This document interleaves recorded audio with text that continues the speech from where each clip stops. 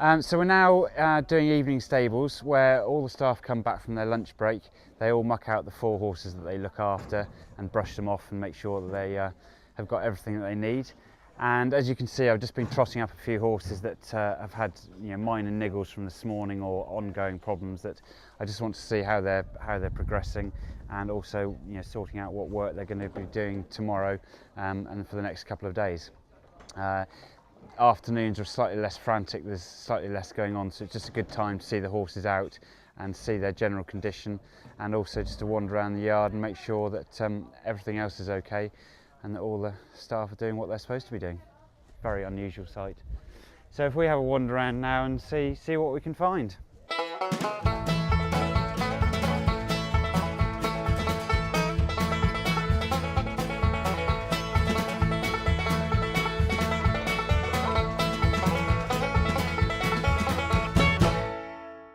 Captain Chris.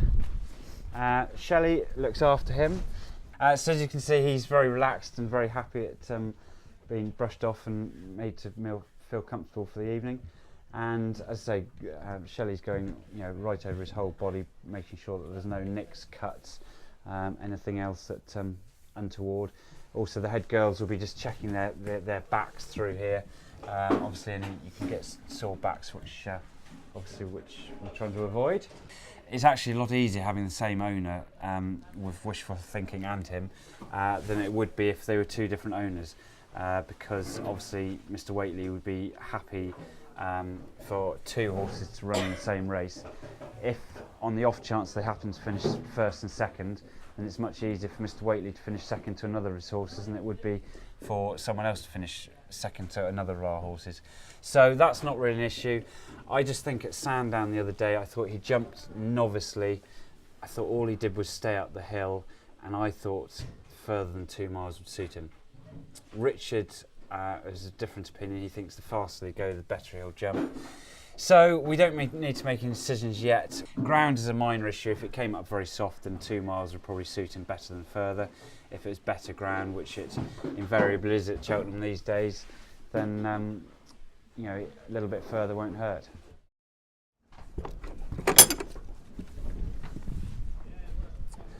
So here's Menorah and Kaylee, who looks after him. So Kaylee mucks him out first thing in the morning, and then is back this afternoon to brush him off and look after him, muck him out, make sure he's got everything that he needs for his 5-star living. And as we've said before, Menorah's in really good form. He has worked again this morning and couldn't be happier with the way things are going. He won't school now. He'll probably have a couple of schools over hurdles before he goes to Cheltenham. But no, a couple more pieces of fast work and we're there, hopefully. So the most important thing is to keep him in one piece and as I say, get him there as well as he possibly could be. But as you can see in his coat, he's looking really well in his coat. Slightly difficult to see in these boxes because they're a little bit darker. So Kaylee's just brushing him off now and looking after him. So you're looking forward to going to Cheltenham, Kaylee? Yeah. Good. Nervous? A little bit. Will you win? Yeah. So there.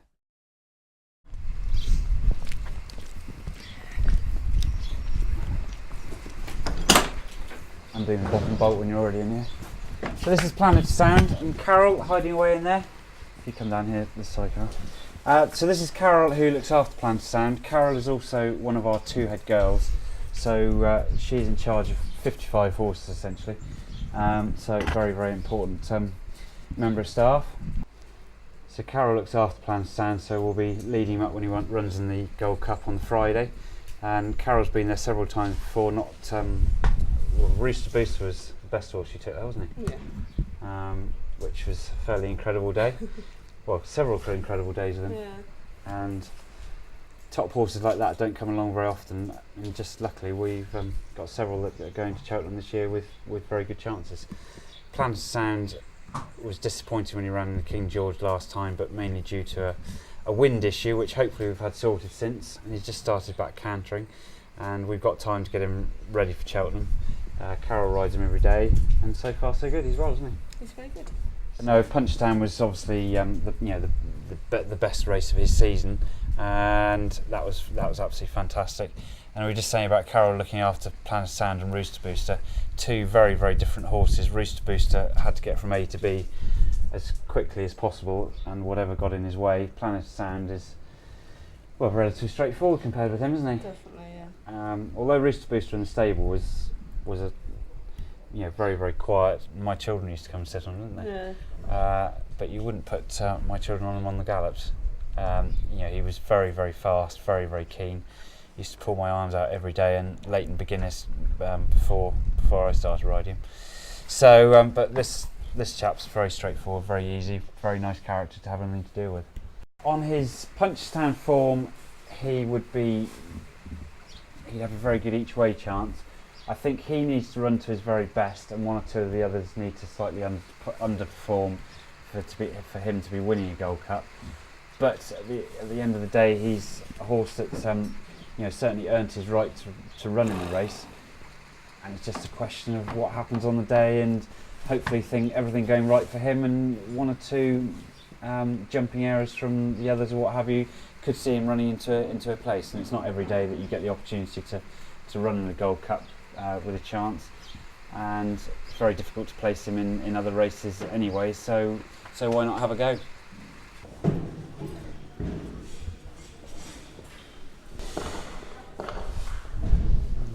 So this is Jack, our Yorkshire resident wacko Jacko, who moonwalks between stables when he's feeding. He's also got a very good voice, so hopefully he'll do a bit of singing for us as well. Let's hit it.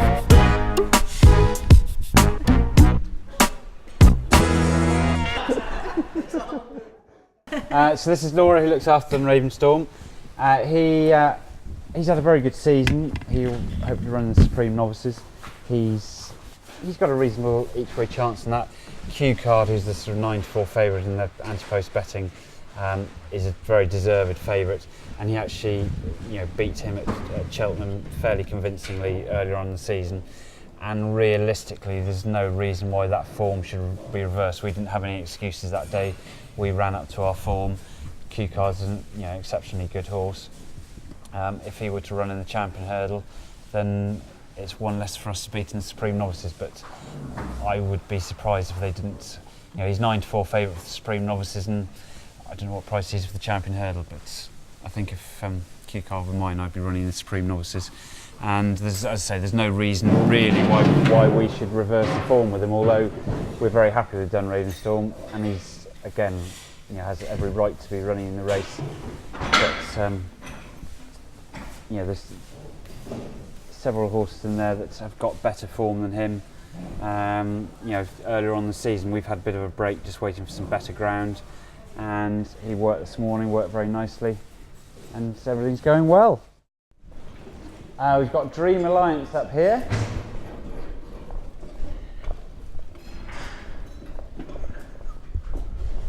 You've got the coat on. So here's Dream Alliance, who we've already seen with Claire, who looks after him. You've seen him hunting last week. He's in great order. We were standing here sort of about a week ago discussing his future, or not really coming up with anything very intelligent or much of a plan. And Claire actually suggested possibly running in the cross-country chase at Cheltenham, which could be ideal for him. It's a different type of race, they're jumping different obstacles, and it's just something different than the conventional chase fences, and hopefully something that might interest him and perk him up. He's had 2 days hunting now. Claire's ridden him both days, and they've both gone very well. He's come back very happy from them. He did a sort of quiet piece of work this morning, and he seems really well, although his form has tailed off a bit. He's always been in good form at home, so it's slightly difficult to tell until he gets to the races. But the hunting has certainly helped. He'll have another day's hunting, probably the week before, or even a couple of days before he goes to Cheltenham, because just for, as I say, something different. But Claire, he's been really good hunting, hasn't he? Yeah, he has been very good. Couldn't ask for a better hunt horse, really. Very sensible. So we know he's got a job after racing anyway. you know, horses that get bored of racing, you know, tend to be a bit older. They've been around the block. They've had lots of hard races, which he has had several hard races. But the strange thing about him, to a certain extent, is that he's maintained his form at home. He's maintained his enthusiasm, or seemingly, for all his work at home. He's working just as well now as he always has done. It's literally when he gets to the races that he has been downing tools. So for as much as the hunting and doing different things around the farm and different exercises with him can only help him mentally, sadly we don't actually know until he gets to the race course whether it's worked or not, because at home there's been no indication that he's been bored, fed up, call it what you like. But you know, as I say, at home he's, you know, goes around with his ears pricked, goes off and does what you ask him to do. So until he runs, we don't know. But we've tried and done what we think is our best for him, and hopefully that's enough.